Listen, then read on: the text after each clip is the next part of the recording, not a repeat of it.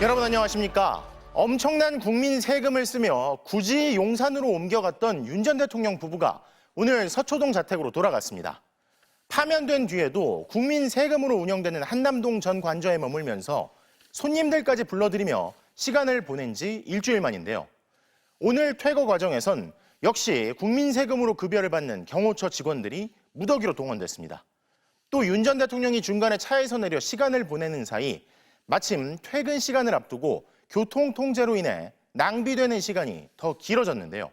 첫 소식 정상빈 기자가 보도합니다. 윤석열 전 대통령을 태운 차량이 서울 한남동 관저 정문 밖으로 내려옵니다. 정문 앞에 다다르자 차량에서 내린 윤 전 대통령은 팔을 휘저으며 지지자들에게 다가갔습니다. 한 차례, 두 차례, 세 차례. 윤 전 대통령은 엷은 미소를 띤 채 연신 손을 번쩍 들어올렸습니다. 정문 앞에 모인 윤 대통령 지지자들은 이렇게 외쳤습니다. 바리케이드 안쪽 대학교 점퍼를 맞춰 입고 일렬로 서 있는 학생들에게는 밝은 표정으로 포옹하며 악수를 건네기도 했습니다. 윤 전 대통령은 다시 차에 올라 서울 서초동 아크로비스타로 떠났습니다. 2년 5개월 만입니다.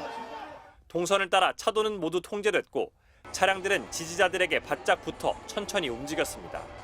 통제된 한남대교를 지나는 차량 창문 밖으로 지지자들에게 손을 흔드는 윤 전 대통령의 모습도 포착됐습니다. 윤석열 전 대통령은 관저를 떠나기 전 정진석 대통령실 비서실장 등 참모들과 20여 분 동안 별도로 인사를 나눈 것으로 전해졌습니다. 윤 전 대통령은 관저를 떠나면서 짧은 메시지를 공개했습니다. 다시 한번 국민께 감사드린다면서 많은 국민들과 청년들이 밤낮 없이 한남동 관저 앞을 지켜주셨다고 했습니다. 지지자들에게만 감사 인사를 표했고 반성과 유감 표명은 없었습니다. 위헌적인 비상계엄 선포로 나라를 혼란에 빠뜨렸는데도 자신이 무엇을 잘못했는지에 대해서는 언급하지 않았습니다. MBC 뉴스 정상빈입니다.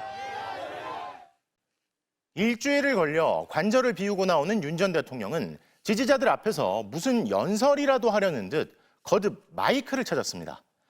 당장 사흘 뒤 내란 혐의 재판을 앞두고 있는 데다 나라를 극심한 혼란에 빠뜨린 파면된 이의 모습이라고는 보기 어려웠는데요. 여전히 반성은 물론이고 염치마저 없는 셈입니다. 이기주 기자입니다. 반성도 사과도 끝내 없었습니다. 국민에게 고개를 숙이지도 않았습니다. 김성훈 경호처 차장과 이광우 본부장의 호위에 둘러싸여 관저에서 퇴거하던 윤 전 대통령은 마치 개선 장군이라도 된 것처럼 환하게 웃으며 두 팔을 벌려 스스로 지지자들에게 다가갔습니다. 그리고 악수와 포옹을 반복했습니다.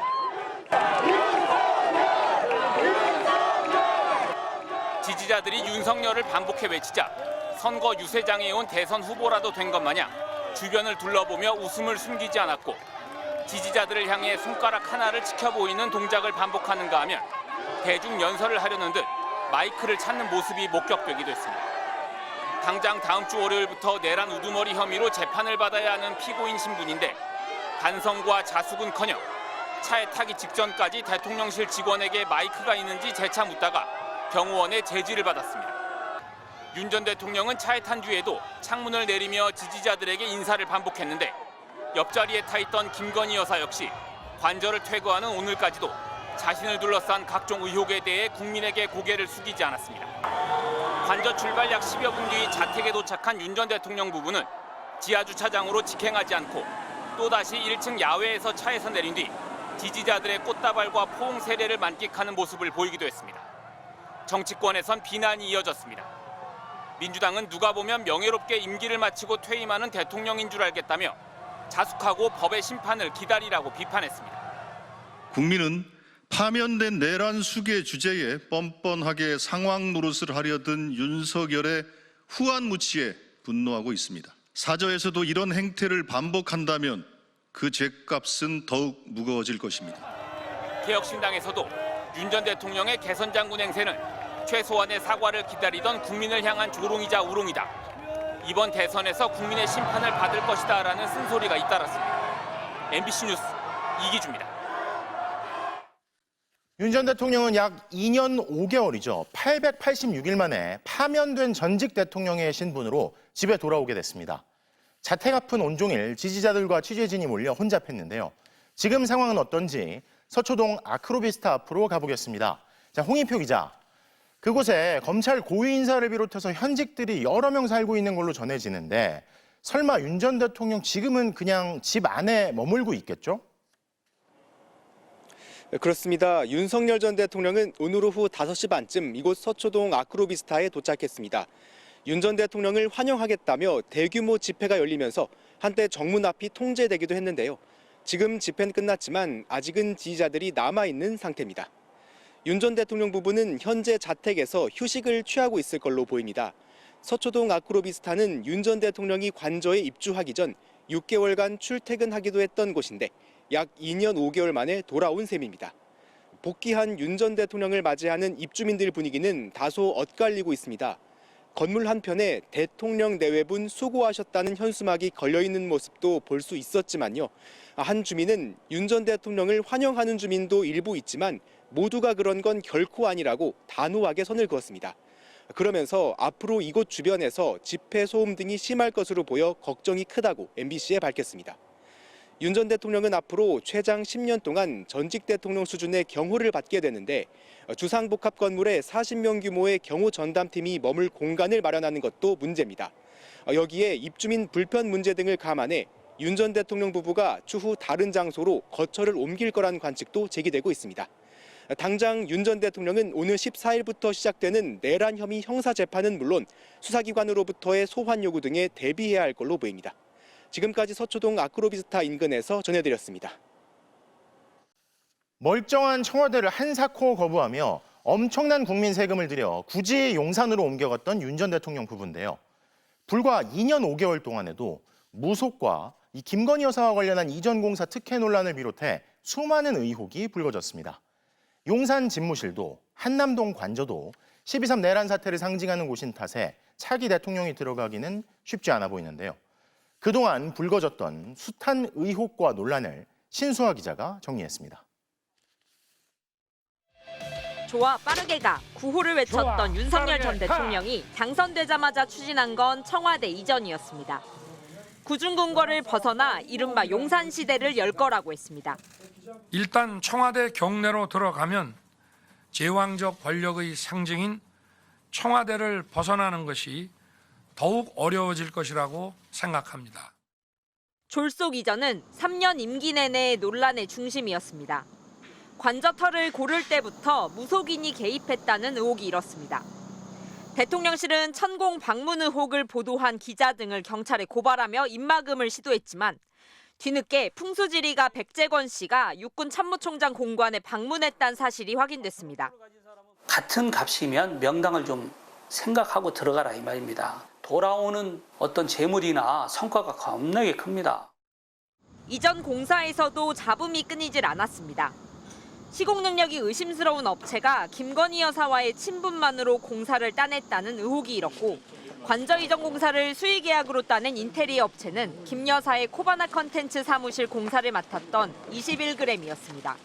수의계약하도록 사전에 업체를 지정해 준 사람이 누굽니까? 경호처에서 은밀하게 과정들을 이렇게 관리한 걸로 그렇게. 좋습니다. 무리한 이전 여파는 정부 부처 업무에도 지장을 줬습니다.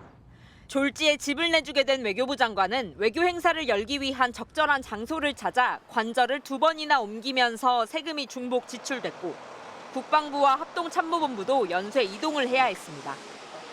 한남동 관저는 견고한 산성이었습니다.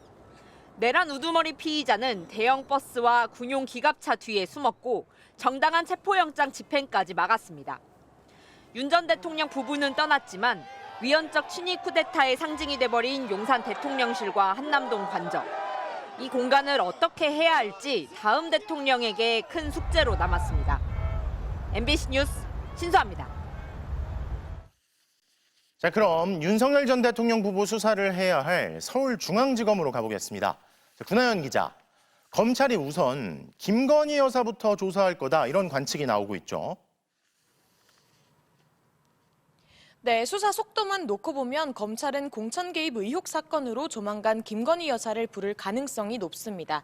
서울중앙지검 수사팀이 보석으로 석방된 명태균 씨를 어제와 오늘 연이틀 불러 조사한 것도 의미가 큰데요. 김 여사 조사를 위한 막판 다지기라는 분석이 지배적입니다. 검찰은 그동안 김 여사 쪽과 조사를 위한 일정 조율을 시도해온 것으로 전해졌습니다.